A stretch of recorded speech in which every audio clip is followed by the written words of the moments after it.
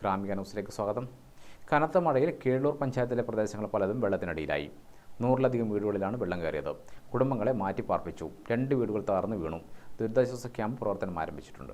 Keezhallur check dam കരകവിഞ്ഞൊഴുകി പ്രദേശത്തെ 100ഓളം വീടുകളിൽ വെള്ളം കയറി. നിരവധി പേരെ ബന്ധുവീടുകളിലേക്കും ദുരിതാശ്വാസ ക്യാമ്പിലേക്കും മാറ്റിപ്പാർപ്പിച്ചു. വളയാൽ, കീഴല്ലൂർ, കാരപ്പേരാവൂർ, പാലയോട്, കോളിപ്പാലം, കാനാട്, വേങ്ങാട് പഞ്ചായത്തിലെ വിവിധ ഭാഗങ്ങൾ എന്നിവിടങ്ങളിലാണ് വെള്ളം കയറിയത്. കീഴല്ലൂർ തോടും കരകവിഞ്ഞതോടെ ടൗണിലും വെള്ളം കയറി. ഇതോടെ വാഹന ഗതാഗതം ദുരിതത്തിലായി.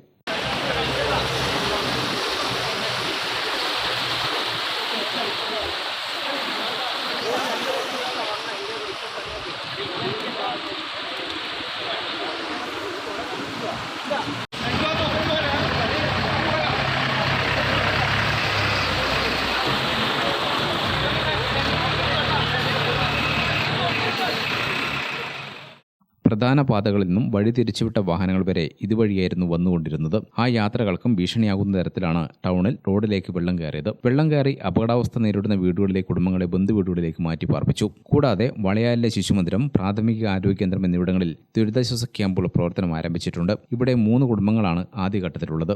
ആവശ്യമെങ്കിൽ കൂടുതൽ പേരെ അവിടേക്ക് മാറ്റും. ആൾ താമസമില്ലാത്ത 2 വീടുകൾ, സ്കൂളുകൾ എന്നിവ ദുരിതാശ്വാസ ക്യാമ്പുകളായി പ്രവർത്തിപ്പിക്കാനുള്ള ഇടപെടലുകൾ നടത്തിയതായി panchayat president K V Mini പറഞ്ഞു. ഏകദേശം 100ഓളം ആളുകളെ മാറ്റിപ്പാർപ്പിച്ചുകൊണ്ടിരിക്കുകയാണ് നമ്മുടെ സന്നദ്ധ വളണ്ടിയേഴ്സും സാമൂഹ്യ പ്രവർത്തകരും ഉൾപ്പെടെയുള്ള ആളുകൾ. രാവിലെ 3 മണിയോടുകൂടി തന്നെ ആളുകളെ മാറ്റി തുടങ്ങിക്കഴിഞ്ഞിട്ടുണ്ട്.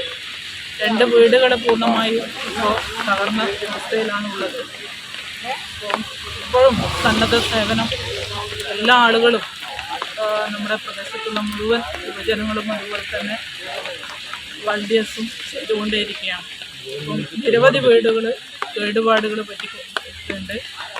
വെള്ളം തുടർച്ചയായി എല്ലാ സ്ഥലത്തും ഉറന്ന് വലിയ ഭീഷണിയിലാണ് ഇപ്പോൾ പ്രദേശങ്ങളാകെ ഉള്ളത്.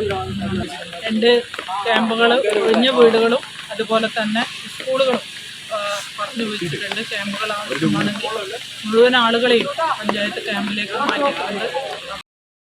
കനത്ത മഴയിൽ 2 വീടുകളാണ് പഞ്ചായത്ത് പരിധിയിൽ തകർന്നത്. പാലയോട് മുണ്ടയ്ക്കൽ സ്വദേശി പുതിയാടത്ത് പത്മനാഭൻ, വളയാൽ മാപ്പിളാർകുന്ന് സ്വദേശി MC പ്രസാദ് എന്നിവരുടെ വീടുകളാണ് തകർന്നത്. വീട്ടിൽ തനിച്ചാണ് പത്മനാഭൻ താമസിക്കുന്നത്. വീടിന് പുറത്തേക്ക് ഇറങ്ങിയ സമയമാണ് മതിലും പാറയും ഇടിഞ്ഞു വീണ് വീട് പൂർണ്ണമായും തകർന്നത്. തന്നെയാണ് പുതിയടത്ത് പത്മനാഭൻ. നമ്മളെ പാലയോട് മുണ്ടക്കഞ്ചാല സ്വദേശിയായിട്ടുള്ള പുതിയടത്ത് പത്മനാഭൻ്റെ വീട് പൂർണ്ണമായിട്ടും ബേക്കിലത്തെ മതിൽ പാറക്കല്ലുകൾ അടക്കം വീണ് അദ്ദേഹം പരിക്കേറ്റില്ലെന്ന് മാത്രമേ വീട് പൂർണ്ണമായിട്ടും തകർന്ന അവസ്ഥയിലായി. അതുപോലെ തന്നെ വളയാലിൽ നമ്മുടെ മാപ്പിളാർ കുന്ന് എന്ന സ്ഥലത്ത് MC പ്രസാദിൻ്റെ വീട്, തറവാട് വീട് പൂർണ്ണമായും നിലംപതിച്ചിരിക്കുകയാണ്.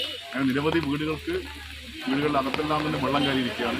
ആവശ്യമെങ്കിൽ കൂടുതൽ ദുരിതാശ്വാസ ക്യാമ്പുകൾ തുറക്കുമെന്ന് വൈസ് ചെയർമാൻ അനിൽകുമാർ പറഞ്ഞു. ഗ്രാമിക ന്യൂസ്, മട്ടന്നൂർ.